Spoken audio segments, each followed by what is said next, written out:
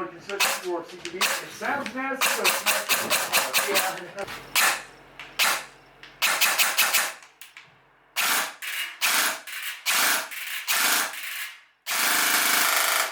Hey guys, welcome back. I've got a really interesting and very exciting review for you guys today. This is the Arcturus Trinity Series M4. Now, these have been on the market for a little bit. They're very interesting. They're not inexpensive by any means, but they've got a really rich feature set. And courtesy of Nomad Airsoft, we're checking one out today. The big draw for the Arcturus Trinity Series are two things. One, it's Arcturus. In my opinion, some of the best airsoft guns you can get out of the box, period. I've tried so many of their airsoft guns and they consistently perform so well out of the box. I'm always impressed by them. The other big draw is Gate. Gate basically supplies a lot of the upgrade parts for this. Not that Arcturus isn't like pretty dang upgraded out of the box, but you've got their Titan II as well as a number of other internal parts and magazine catch and magazine sensor all rolled into this out of the box. Real quick, we're going to talk about everything this comes with. It comes with a fair amount, and then we'll get to the gun.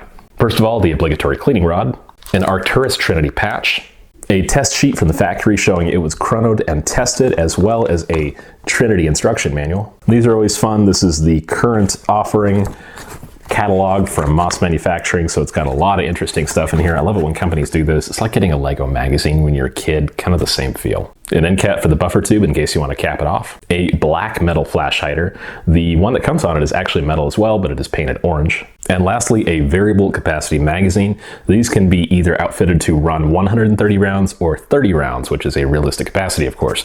There's a small switch on the inside that you flip, and you can swap between the two options. Arcturus has been offering the stock for a few years now, and I think consistently it's one of my favorites. I've got it on a few airsoft guns now, and it's so solid. It's simple, it's sleek, but it offers a lot.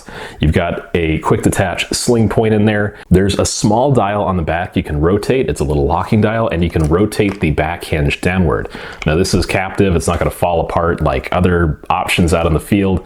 There are some brands where out on the local airsoft field, I find tons of back caps.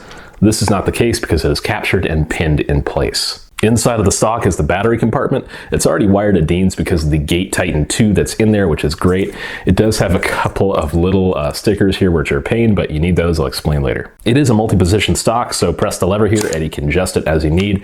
And of course, and thankfully, the stock has a little bit of wobble to it, but not a whole lot, so it's pretty solid. The back of the stock is rubberized and ribbed, and it grips your shoulder pretty well. The pistol grip is stippled, so it has a nice, reasonably rough texture to it, but not to the point where it's going to really grit on your hand like sandpaper. The receiver has the Trinity, Gate, and Arcturus markings, as well as a specific serial number on the right side on the side of the mag well. To access and adjust your hop-up, pull the charging handle back. That will lock back your fake bolt. Under that is a rotary-style polymer hop-up. It's pretty solid. It stays in place very nicely. And on the left side of the gun, you have your bolt release. This is functional in multiple ways. First of all, you press it, and it drops your fake bolt.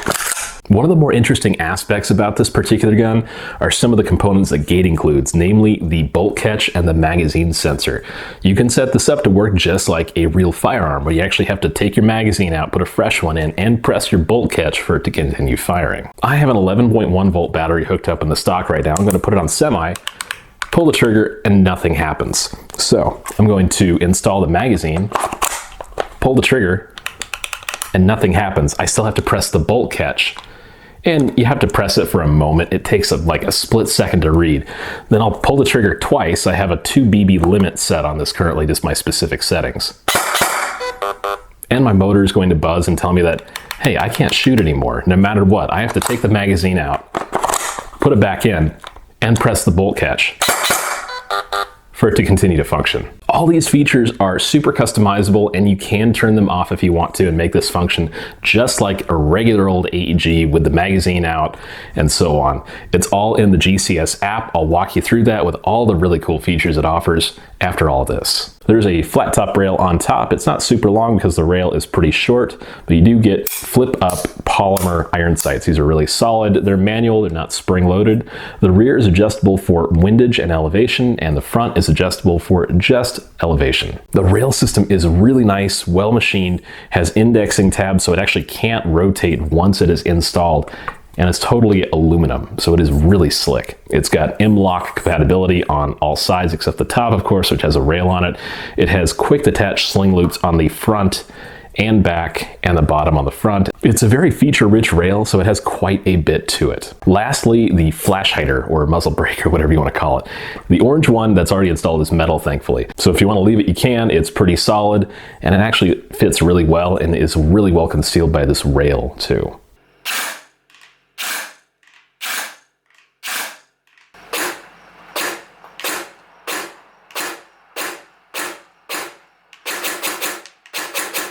The motor is pretty normal for Arcturus now. It's a fairly decent torque motor. It's a 21 TPA. It does have a D-hole pinion and feels like it has a fair amount of torque. The barrel is extremely short. It's right around the 200 millimeter mark, just a smidge shorter than your typical MP5 barrel. The hop-up has a pretty heavy spring on the front of it to hold it nice and tight against the gearbox for a fairly consistent air seal. It is a plastic hop-up chamber with a rotary dial.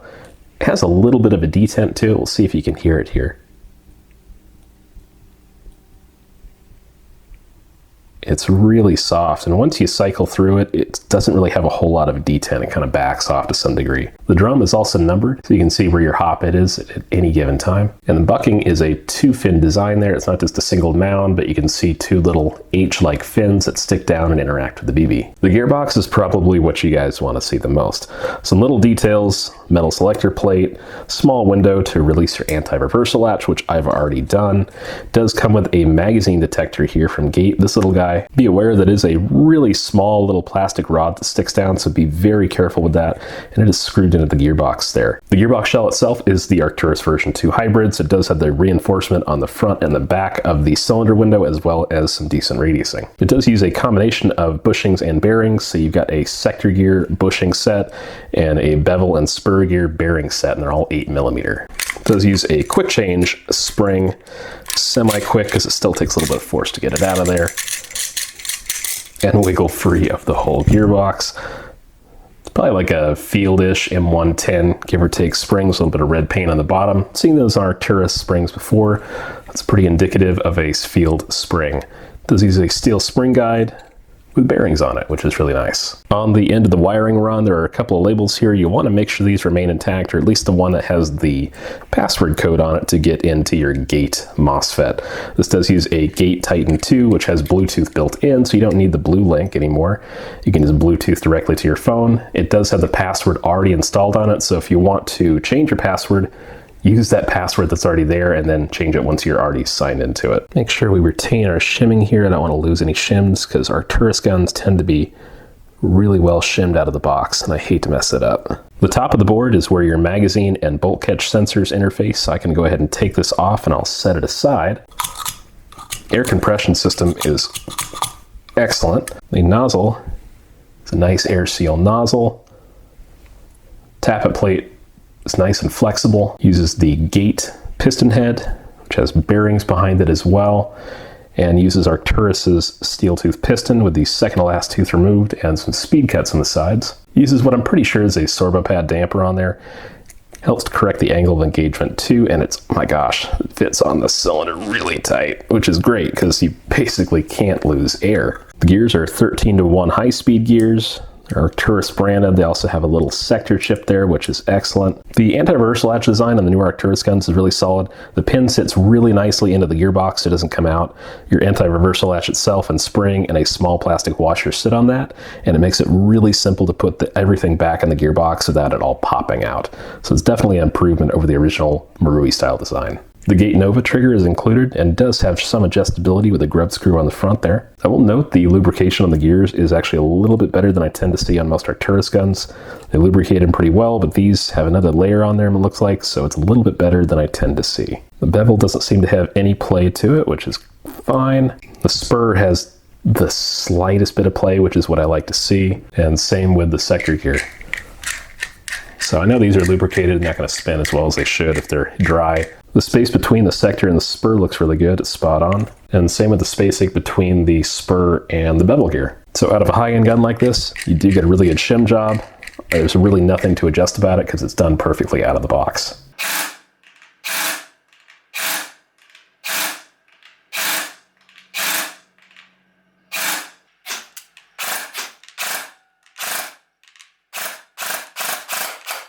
To start, I'll connect the battery to the airsoft gun,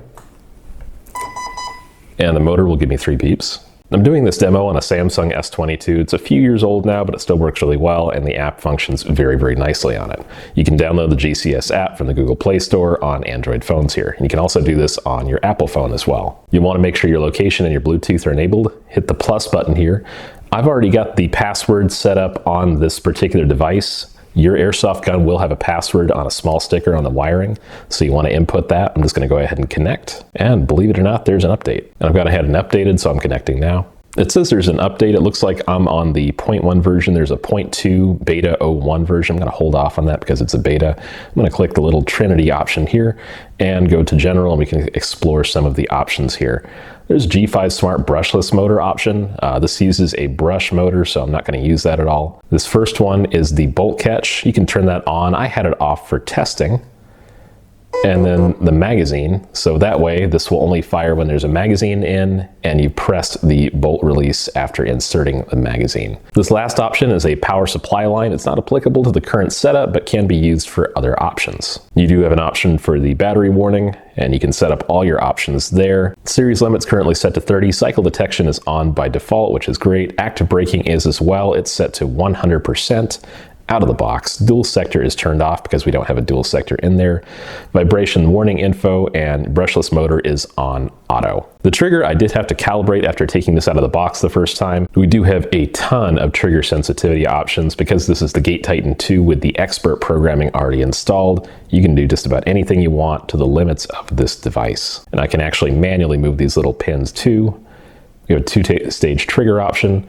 Reset point is on manual, and reset values there. So it's a pretty long trigger pull, but that's just to show the sensitivity options. Pre-cocking is turned off, rate of fire control is off. Equalizer is set to level 2. You've got several levels for this, off, 1, and manual.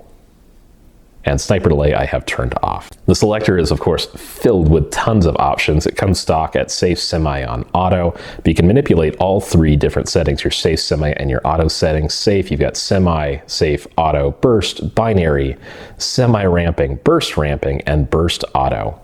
So I'm gonna leave that on safe, and I'll leave the semi-auto on burst, and the auto position, I'll just leave it on auto for now. And then because we enabled burst on one of the selector settings, we can select which kind of burst, full or interruptible, and how many BBs we want in that burst, all the way up to a whopping 99, which is probably not the greatest idea, but you have that option. I can enable magazine mode here.